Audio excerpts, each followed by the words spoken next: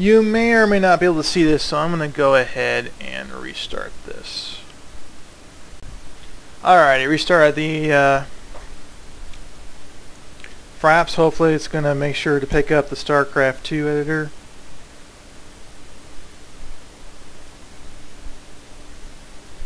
Sorry, StarCraft 2. And hopefully when it loads. We cannot go. Alrighty. We are the blades and we stand as one. My meditation. Don't go there. Alright. Okay, that's right. Because user Zealot is looking for shield attachment for weapon damage, and they don't have that. However, if you're using human peasants, I would expect you're not doing things with shields anyways. If you are, or not to get that air, you're going to have to use shield attachment. Now, as you can see here, only when my mouse actually hits the bounding sphere does it actually select it. You kind of see where it's been defined there. So, the bounding sphere works, and let's check the attack animation. Yay! And looks like the walk animation is doing pretty good too. Sometimes we need to change the walk animation rate. This it looks pretty good. And oh guys, yeah, the WarCraft 3 animation rates are not the same as the StarCraft 2 ones. So I have it set to 2.25 right now, and it seems to be working okay. It may depend from model to model. And that's it for that. Just make sure you actually saw that 2.25. This perhaps is a bit snaggly sometimes. And one more time, just.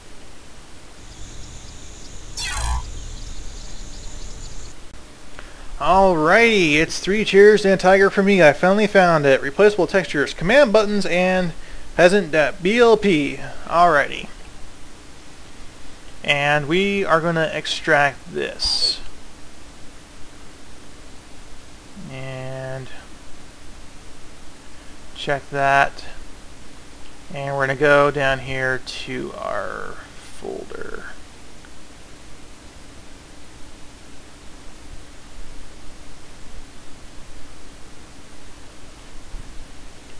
Was it icons? Where did I put that? Oh, there we go. Alright, we're going to toss it in there. Looks like we already made it, so we're going to go ahead and overwrite that. Okay, now this is where, well, first of all, we need to go to that folder and do something. Because there's virtually no program out there that can actually use BLP textures. Fortunately, there's this nice program called blpconf.exe. You can just Google it and find it. And to use, you just click the texture, you drag it onto blpconf, and dumps it out as a TGA. As you can see, we have a peasant.tga. Alright. Now, we want to use GIMP for this because of a certain function GIMP has that Photoshop surprisingly doesn't.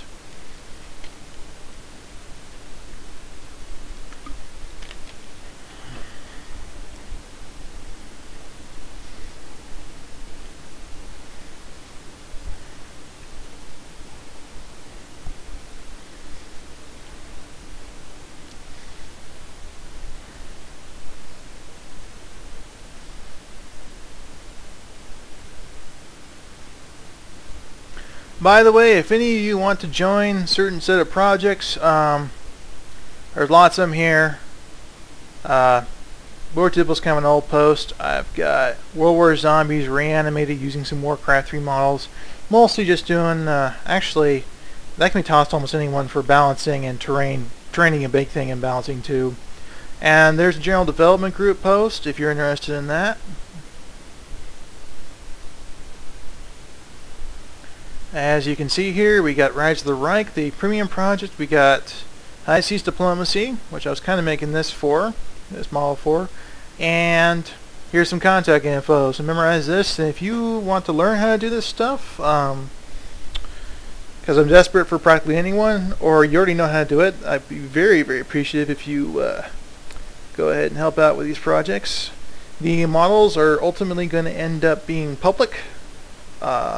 With Rise of the Reich models and World War II stuff, when the map's fully released, we're going to put all the models into a public dependency and publish them so everyone else can use them. Well, a couple public dependencies actually.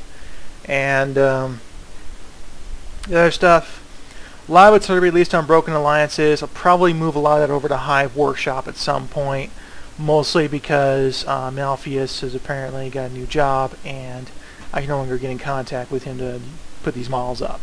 But there's already a lot of assets, Warcraft 3 assets, and the some imported WoW models over in Broken Alliances already. Probably one of the biggest selections for those kind of things.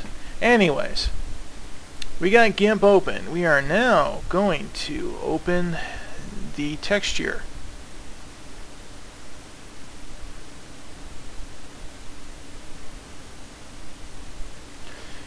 Now this, I'm going to open something as a reference here just to save time, otherwise I got to go look it up in the guide. Someone wrote a guide. It's on a couple different websites. So peasant.tga. Alright. We're going to open up another one here just for reference, the peasant.dds. Alright. Now this one here is what we're after. So, didn't I just do that? I'll pause real quick. Okay, sorry about that, guys. Alright, so the one on the left is what we're after, and we have the one on the right which needs to be edited. So we're gonna see what the Zoom 4. Yeah, Zoom 400 works.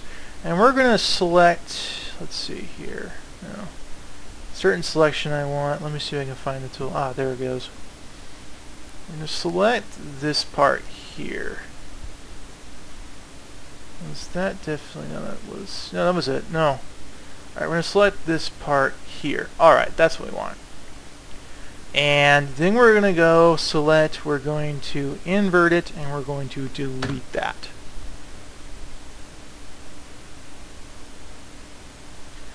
Let's see here. Next thing we want to do, image. Canvas size, I think let's we scale down.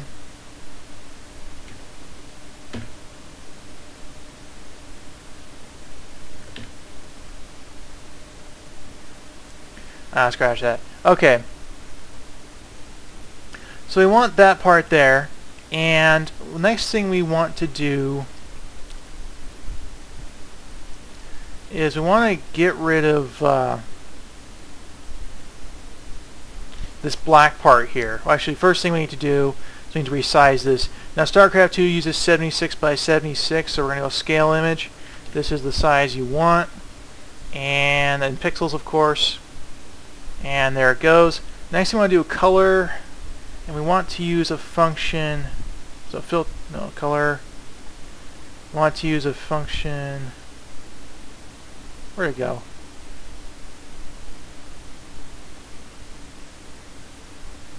Color to alpha, there it is. I want to use color to alpha, and what I want to do is drag this all the way to the black. And then we're going to take that out. And then we're going to save this as a .dds file.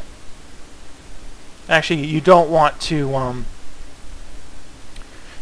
scale the image to fit the whole thing, because actually StarCraft 2 kind of adds its own border around there, so you want to make the image a little bit smaller. It fits in pretty nice, I found out. So then we're going to file, save as. We're going to save this as a DDS file.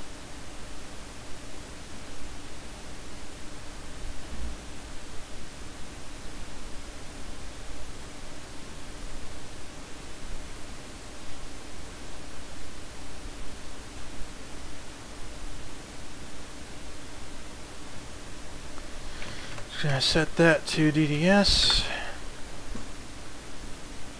And compression for here, DXT5 is pretty good, and I don't really care about, it's up to you.